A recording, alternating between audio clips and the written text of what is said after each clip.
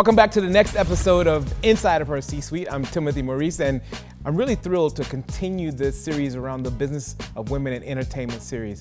What's really fascinating is that you asked for this, and I got a chance to catch up with Anele Mdoda on her actual set. Guys, how cool is this? I'm looking forward to this conversation because I'm meeting first time on air. It's the first time I've ever interviewed anyone that I have a crush on. Anele, thank you for joining us on Inside of Her C-Suite. You're not allowed to let me blush. Stop that. Thank you so. You know, when I first came to this country, part of the reason why I do have this crush is that I've watched you work smart, and you do it so stylishly. I don't know if you remember, we went on this whole tour with Destiny. You were the MC. Oh, That's where I got a chance to really watch you work your magic. You were talking. Yeah, Yes, you I was were one of the talking. speakers, and you were the MC. But when I first came in '94, you were at, I think, a university radio station. Yes, I was at Tax FM. And I did, it's so funny with Tax FM is that all the shows that are like the holy grail, like Breakfast and Drive, I never did them there, whereas all of my peers did. So I only did Graveyard, and the highest I reached in terms of the hierarchy of radio was the lunch show. Wow. And then I went to 947, which was then Highveld. I want to take the viewers back to when you were a teenager. Mm-hmm. Did you always have this personality that sort of like helps you kind of make the cash, right? Like you've got this thing about you and this look that's got a swag about it. Did you have that combination when you were a teenager, or you developed it? I'll take it as far back as when I was 5 years old. Really? That's how far back I can remember. I'm pretty sure as a 2-year-old, you know, my parents and my aunts and uncles would look at me and be like, this one is never gonna stop talking. But for me, what stands out is when I was 5 in preschool, and the preschool I went to was on a varsity because my mom used to be the public relations officer for the University of Transkei. And after the first week of taking me to the actual creche at the door, she was like, listen, that's my office, that's your creche. I drive to my office and you walk yourself to the preschool. So my personality kind of developed then, I think, because I had to walk through varsity students. And in my mind, I was conscious that I'm not one of them, but I'm trying to fit in. So then the mouth started. Got it. You know, then you talk to them, hey, what's up? Yeah, you know, sure. so that they don't see this little kid and be like, hello, little child. So I'd say that's when it started, the whole like personality talking and being able to be comfortable in space. I don't know if you agree with me or not, but I believe that radio personalities have the best personalities. Like my best friend is a big radio personality back at home. Yeah. But I feel like there's some flexibility. There's something going on with your personality. Do you feel that? I agree with you, but all good TV personalities started on radio. Oprah was on radio, David Letterman was on radio, Larry King was on radio. That's where the microphone comes from for Larry King. And it's because there's flair. You know, you can be a really good soccer player, but once you have flair, you're a great soccer player. So like Lionel Messi has got flair, Cristiano Ronaldo's got flair. Even, we'll take it to tennis, Roger Federer's got flair. That's why they say his backhand is it's like the backhand of the generation, because when he does it, he ends with flair, like it's open-ended. That's flair. So, like Jordan. Yes. It was something. Yeah. There's like that extra je ne sais quoi, the French people call it. Like it's the. And when you start on radio, you learn to have flair when you're talking, because you can't see the person you're talking to. So you put in effort. It's like the beginning stages of a relationship. You put in effort because I can't see you, but I don't want you to stop listening. So I use more colorful words. I painted a little bit more than I'd painted if I was on TV, where I know that my makeup is done, my hair is good, my outfit. The flair is obvious. Do you know what I'm saying? Here, the flair on TV is what you look like, whereas the flair for radio is how you pick your words. So that's why your friend back home is amazing, because he's on radio.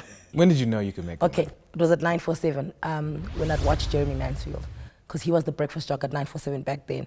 And he kind of was the poster boy to fight for the rights of radio DJs in the countries to get paid a lot. Because he's the first person I knew who introduced profit share into the space of radio.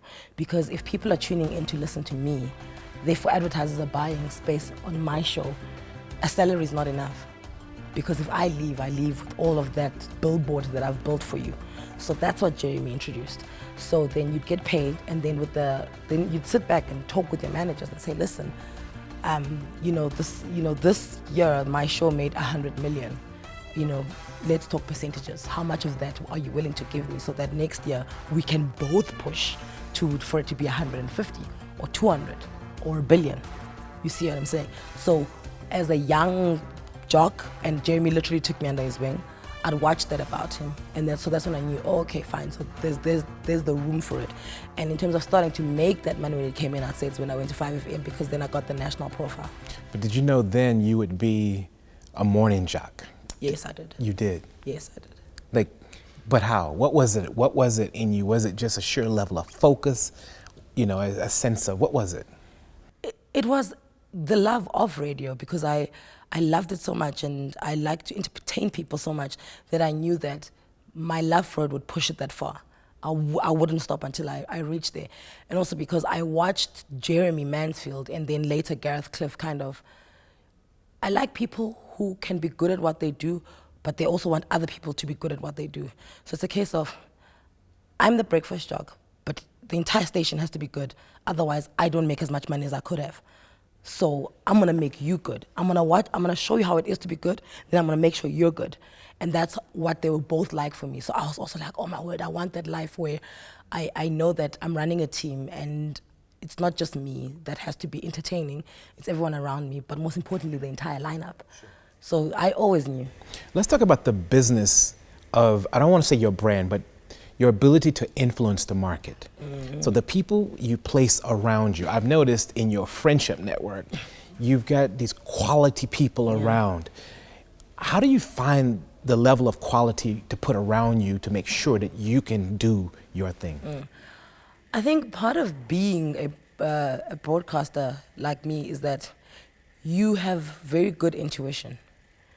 And if you doubt it, right, according to what people say and what society says, if you doubt it according to what other people say, you're going to find yourself with your pants around your ankles and in a rush. So I've always trusted my intuition, and I've always trusted that my intuition will suss people out for me. I don't have to do it. As soon as I can just feel.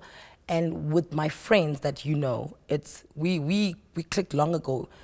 Trevor even says we became friends when we all drove terrible cars, and we just didn't stop being friends. And also because we knew full well that there's an industry and then there's real life, right? And I don't necessarily like famous friends, because then there's no one to remind you of the real, right? So yes, I've got a few of them, but not all of them are. And I like my friends. They're funnier than I am, And to me, that's my wow. They're the ones who keep me as entertaining.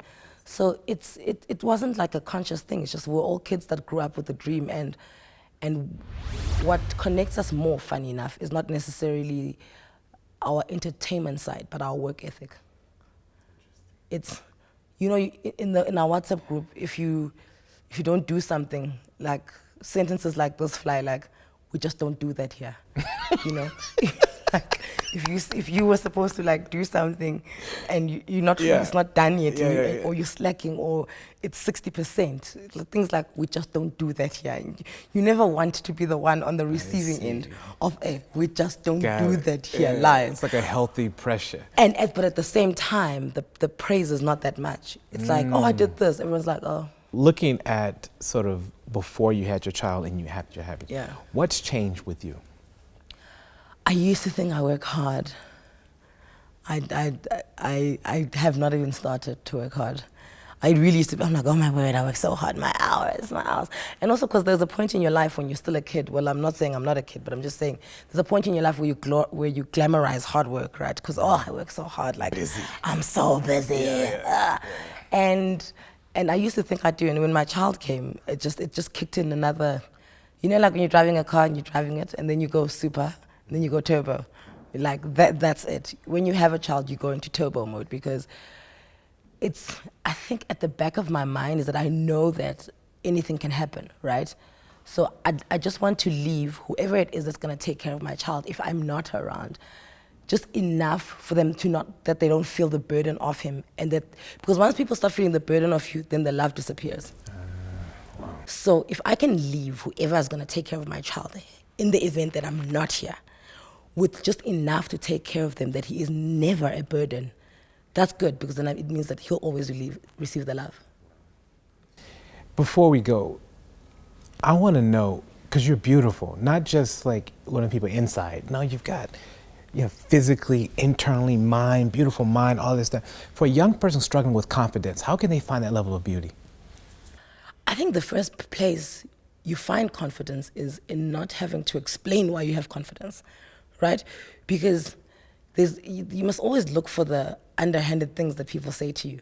It's like, oh, where do you get your confidence? You're just like, why shouldn't I have it? Or a short person, they'll be like, oh, he's so funny and he's so short. And he's like, he's so confident, he's so short. Why shouldn't a short person be confident?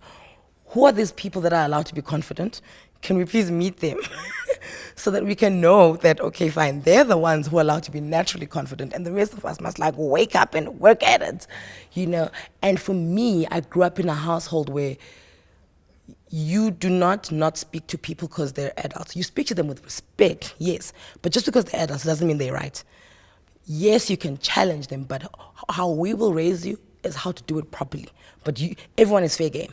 And I think that's where it comes from, where my parents raised me in a space where everyone was fair game as long as you're treating them with respect. So that's why, I sit on this very set, and I listen to stories of abuse and sexual abuse, and it's an uncle touching a boy child, it's an uncle touching a girl child, it's the next door neighbor, and it's all because South African children are raised to be scared of people who are older than them. African children are raised to be scared of people older than them, and that is so wrong.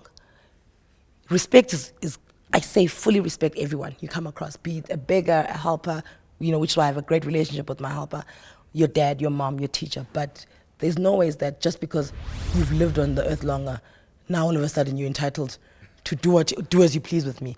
And I think it's very important that we raise our kids like that. And that's where my confidence is literally founded in, is the fact that I'm allowed to take on anyone as long as I don't belittle you. Wow. Thanks for joining us on the Inside of Her C-Suite. Wow. Well, that's Anele. We're going to keep in touch with you. I want to follow up on this story, but for everyone who's following this series, I hope you're listening, and please follow the links to all of these sort of extraordinary people, and join us next week as we go inside of another episode of an extraordinary woman who's shaping the next generation of this continent.